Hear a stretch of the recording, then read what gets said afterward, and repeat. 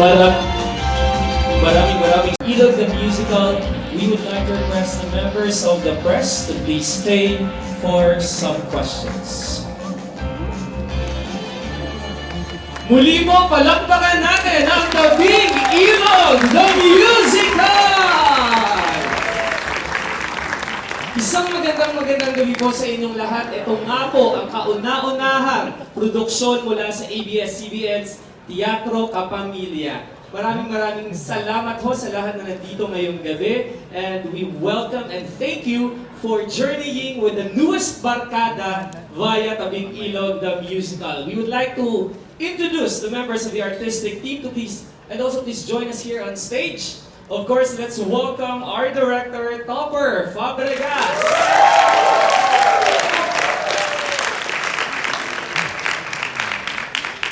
Our musical director, composer, and arranger who unfortunately will not be able to join us this evening. Let's give a big round of applause to the Mr. Vincent A. De Jesus. And of course, sana kasama din natin ito, hindi ko siya nakita kanina nung nagsimula tayo. I hope our playwright, based on his book, Mr. Jade Castro. Mr. Jade. And of course, we would like to call on stage our choreographer, J.M. Cabling.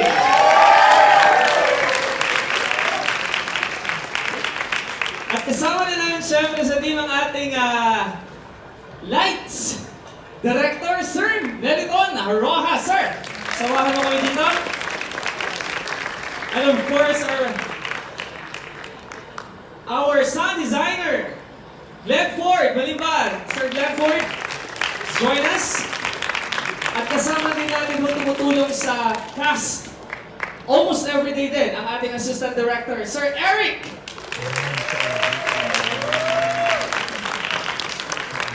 Sir, maraming salamat for joining us. At lahat po ng members ng production team, kasama ninyo ngayon dito, nasa paligid lang po dyan. And of course, we would like to acknowledge the presence of ABS-CBN's Head of TV Production, Direct Lauren M. Jogi. Sir, magandang gabi po. Okay, sa lahat ng members ng press, makakatulong po natin ngayong gabi si Julia para ho kung kayo ay may mga katanungan para ho sa ating artistic team and of course sa production team and to all the cast na nakasama dito sa Tabing Ilog. In the interest of time lang po mga kaibigan, mga kapamilya, siguro lilimitahan lang natin sa isa o dalawang tanong patungkol siguro sa Tabing Ilog na i-direct natin to one or two of the actors. Okay? Sino ho ang gusto magsimula? Meron po ba tayong members ng press na magsisimula sa ating mga katanungan? Miss Julia, I think you have... Meron ba tayo?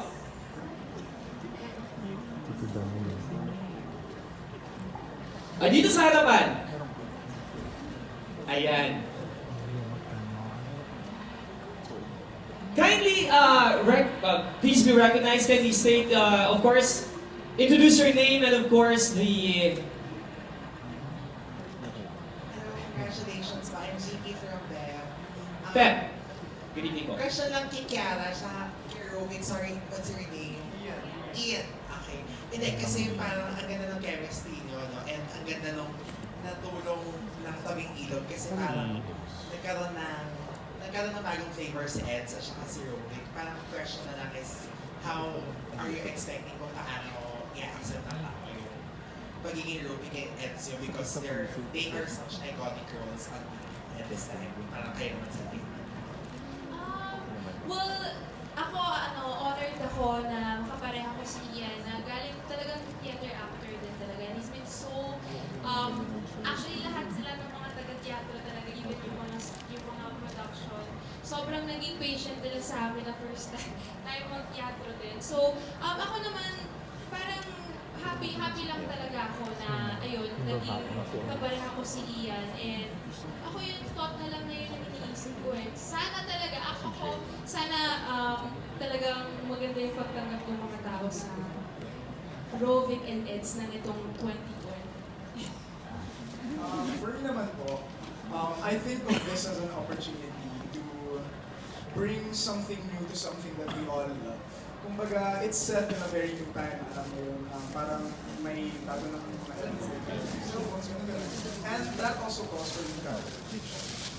So in that same vein, parang what I'm excited to bring out to the world is parang a Rovic that is parang set in modern life. How would he act? How would he behave? How would he receive other people? And how would his values be accepted, regardless of whatever like it is that he was doing? Because he's not necessarily like a bad person, but parang at the end of the day, Rovic is somebody na we all encountered, and parang putting that in the modern setting is like, more or less what I just hope na the people are keeping in mind when we like put up this new iteration of Rovic. So yeah. Thank you. May direct na lang po. First time niyo po bang napanood ng ganitong run through yung buong game? No, we've had a couple of run-throughs. It's the first time we've had an audience. So, yeah. Kamusta po yung feeling kasi finally ilalabas na? And the question ko na din po kasi parang ang ganda ng mga bagong elements na in-introduce. Kasi yung naging Ilog before, it was just drama talaga, romance, na may konting teen issues. Ito may environmental pa, LGBT. Yes. When we, I think last October, when we met with Jane to really think about how we wanted to bring it to the modern day setting, we really started to think about, okay, what are the things that we wanted to address? So, but without being preachy about it, diba? Parang to just let it be part of the story. So, yun nga, we said, okay, we really have to address one was, of course, to put an environmental spin to it would be fantastic. And then we thought about, including, of course, all the teenage issues that they're facing now, which is mental health from everything to LGBTQ representation. Also, we wanted to include anything about like toxic masculinity, female friendships, female empowerment, just those things that we kind of hope to kind of pack it in because it had to mean something, right? Because even the 20 years ago naman, even Tabing Ilog, the show itself, really naman tackled issues. So we wanted to maintain the essence of that, but also ushering into, of course, the newer generation. Tapos din ang swabe ng pagkakain sa inyo. I'll tell Jay, but I'll take credit for it na lang first. but it was really a really well thought of sort of thing. And of course, we also consulted ABS, we consulted Direct Malu. And one of the wonderful things actually that we really fought for was to have a character who was, to have LGBTQ representation. And we were actually very, not that scared, but we thought we'd have to defend our choice when we met with them. Na parang, we really feel like there should be LGBTQ representation, and the first thing that ABS said was, of course, that would be hypocritical not to. So to have their support also meant like, okay, we can really like go forward with all these issues. Tapos there, the whole act one was parang the whole pilot episode. Yes, yeah. So conscious effort. Conscious effort yun. We wanted to include, of course, diba, the pilot episode is very memorable. So we wanted to kind of still pay homage to it with the first act. Okay, thank you po. And Miss Agon, Sir George, nagaling nyo I was about to say, katabi po ni Direct Topper ay hindi po tayo ang adult male and female characters natin. That is, of course, the veteran actors that we have here in the Kapamilya shows. Jojit, Lorenzo, and of course, in her beautiful gray hair, Miss Agot Isidro Seras. Ayun na talaga tanggalin. Alright, so maraming salamat, Pep. Do we have another question from that side, Julia?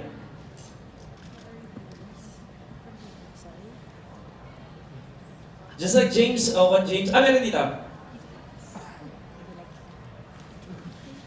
By the way, for the, well, of course, everyone knows that we had our press con back in February 7. We invited some of you also during that press conference, and others were actually part of that na inimbitahan namin uli para dito ho ma-witness nyo na o matunghayan nyo na ang nabuo namin Tabing Ilog the Musical. Okay, meron pa ho bang magtatanong?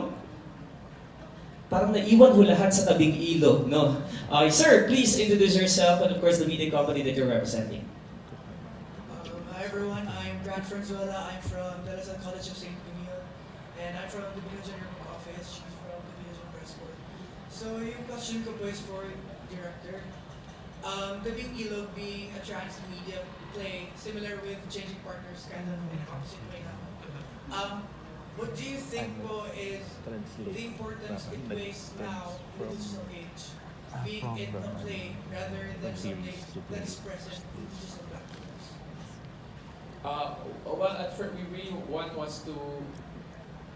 to transport it into a play, into musical form, to just breathe new life into it. But then also, if you notice, they chose they chose a scriptwriter who is actually first and foremost a film writer, a film director and a screenplay writer to kind of give it a little bit of that feel as well. And then if you notice, we're a mix of kids from theater, we're a mix of people who have done TV. Even the whole team is a mix of that. So there was really this intentional sort of thing to make it how do you call this, like a sort of what's the word, amalgamation, is that a word? of all the mediums. And so parang, in other words, we didn't want to just have a whole completely theater team because we wanted to include that sort of flavor with the end product. I don't know, hope that makes sense. Thank you. Maraming salamat. Few more questions? Parang may... Yes, sir. Please introduce yourself. Hi, sirs and madams, whoever. Actually, my question is probably directed to the production. I know you've done a press conference like earlier. Not all was, keen on actually hearing from it. Some had bad feelings about it. How did you address this? And could you tell us, like, what steps have you taken to get in touch with the people who felt that they were not informed of it?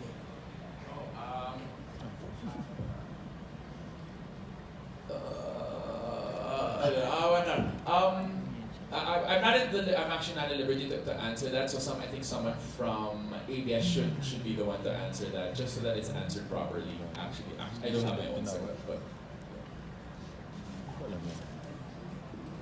Okay, we just clarified the question. The question is, we mentioned about the press conference that we did last February 7, and how did we feel about not informing everyone about it? Is that...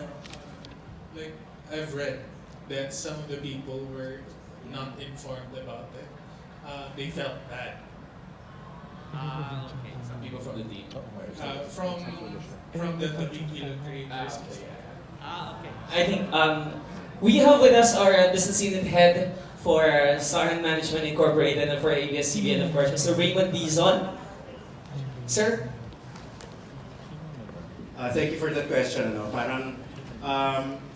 Just to give you an idea, we will be inviting the original creators of and the original cast of Tabig Ilog. So it's a 37 shows run. So just we will be inviting them. Thank you for the question. Thank you. Yeah, thank you, Sir Raymond. Of course, tonight is actually intended really for the press people, and we invited some of ABS-CBN management to witness the first round of the Big Ilog, the musical. Yeah, Sir Raymond, as Sir Raymond was saying earlier, there will be another run for the original production team and for the original cast. Hopefully, the original cast will be visiting us, or I don't know what will happen, so watch out for that one. Okay. Any other questions or clarifications or... Yes! Ay, parang naalala ko kayo. Hindi ko ba kayo ang fashion designer na nakasama doon ni Madam? Okay. Please introduce yourself. Hi, I'm Vix from Vix Buzz. Ang tanong ko parang kada Miss Agot Isidro and Sir Georgine Lorenzo. Ako na. So, kumusta katrabaho itong mga new generation of kapamilya stars or kapamilya actors? Actually, meron. Okay. Actually, nakakatuwa sila kasi they're really 200, 300, 1,000% in it. Talagang they're working very, very hard. They attend all the rehearsals. Kahit hindi sila nakasalang, nag-a-attend sila ng rehearsal. Very admirable ang kanilang yung passion to learn, to try something new. Iba sa kanila to eh. Pero dive lang sila ng dive at nakakaano yun, I know, and they're there. Yan yung okay and fast. Kasi actually a lot of these are talagang theater performers. But I can't wait for all of you to see them because they're really, they're bringing their A game. So, guys. Hinayin ko kayo, ah. Nakakatawa sila, nakaka-proud. Congrats na sa buong cast. Kasi na-surprise pa rin ako na ang ganda-ganda ng pagka-unique nitong musical. And Jem at Batit, Hara, Ian, pakahusay din. Thank you. Maraming salamat po. Do we have we have a question from the back. Yes, ma'am. Thank you. Hi, I'm Giselle from Scout Magazine. First of all, congratulations you guys. From somebody who hasn't really had any context sa tabing Ilog na rin siya papanood. Just want to say I really appreciated it as part of the new gen siguro. And I think it's a very important work. I just want to ask something sa choreographer. I just want to commend the work. It's really amazing. Yes, Sir JM. Congratulations also. I just want to ask, parang may challenges ba na nangyari? May nag-distraction?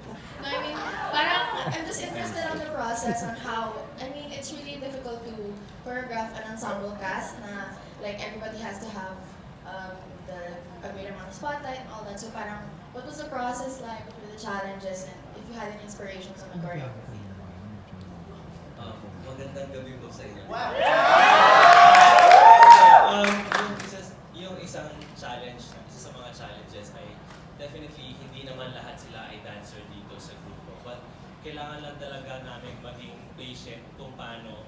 Kasi may mga times na gusto ko ito yung mangyaring step pero hindi nila nagagawa. So may approach ako na ginagawa sa kanila para mangyari yun. But sometimes hindi rin nag-work sa kanila yung ganong approach. So kailangan ko ulit mag-isip ng iba pang approach paano ibibigay sa kanila yung ganong correction. So actually learning din siya for me kasi hindi lahat ng tao mabilis make up. Hindi lahat. I think yun yung naging challenge doon. But natutuwa ko kasi kahit hindi sila sumasalang, nandyan lang sila nag-rehearse sa likod, nagtatanong. And mahirap yun pag hindi sila tinututukan.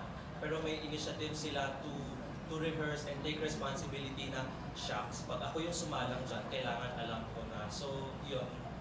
Oh, no. Congratulations. Thank you po. Thank you so much. Alright, unfortunately, we're down probably to our one last question. Baka ho may gusto pong magbigay ng huling katanungan o magpahayag ng kanilang saloobin patungkol sa Tabing Ilog ng musical. May tinuturo ho kayo, Madam Fajohan. Si Sir Albert po? Oh, nahihiya po si Sir Albert kasi nag-video siya sa kanyang live vlog. Sir Albert, magandang gabi po. Hi, I'm Albert po from Chicanes. To Kiara, and of course, congratulations to the whole cast. But Kiara, I was so impressed, in fairness. Ano pakiramdam na yun? Na you let it out already at na-witness na ng lahat na ay, ang galing ni Kiara. Ako po talaga, ano ba nararamdaman ko ngayon? I am mixed emotion actually. Sobrang, woo! Hindi kasi, kinakabahan po talaga ako kasi first time ko pa, napakalaking tiwala po yung pinagkaloob nila. So ayoko talaga, ayun, gusto ko matuwa sila, ganyan. So, parang happy ako kasi, yun, happy ako kasi finally nagawa namin yung ganito and sana po sana may nagustuhan po ninyong lahat. I feel very honored and I feel very happy na binigay sa akin itong pagkakataon nito. And actually ngayon kinakabahan talaga pa rin ako kasi yun nga po ang laking role na binigay sa akin at first time ko lang din naman po mag-teatro. Pero with the help of everyone, sobrang napakalaki yun. Uulitin po. Maraming salamat po sa inyong lahat. sobrang saya ko po. At syempre sa mga nakasama din namin dyan dahil napakagaling din po nila. Ayun, maraming salamat po sa And last, go on playing Robic. Ian. Ian. Nanginayang ka ba? Wala kang kiss ni Sin. Ay, Hindi naman sa kiss madadama yung love niya.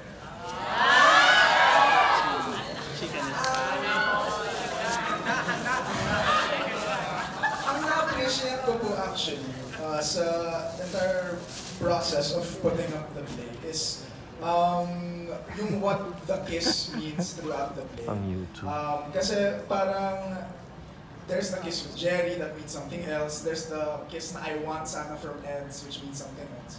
And in not having that kiss, parang it means something. So rather than naghihinayang ako, I'm really blessed being able to portray that story. So yeah. Okay, congrats po. Maraming salamat Sir Albert Kiss daw, sabi ng ibang cast members. With that, dyan muna nagtatapos ang ating press preview para sa Tabing Ilog the Musical. Quickly lang ho, apart from the another set of cast members that we have here, I'd like to quickly introduce lang our cast members for tonight. Of course, we have Noel Comilla, Franco Ramos, Crystal Kane, Bandit Espiritu, Titin Villanueva, of course, Kiara Takahashi, Ian Pangilinan, Jem Makatuno, Vino Mabalon, Mia Canton, and of course, we have Miss Agon Isidro and Mr. Jojin Lorenzo.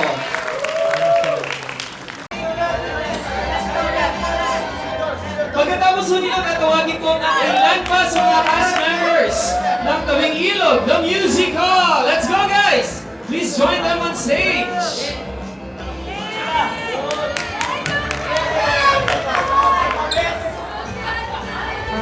At para sa kailangan ng lahat, of course, the composition of all the cast members are ABS-CBN talents, veteran actors from our theater world, kasama ho dyan lahat para ho sa kauna-unang venture ng ABS-CBN Teatro Kapamilya.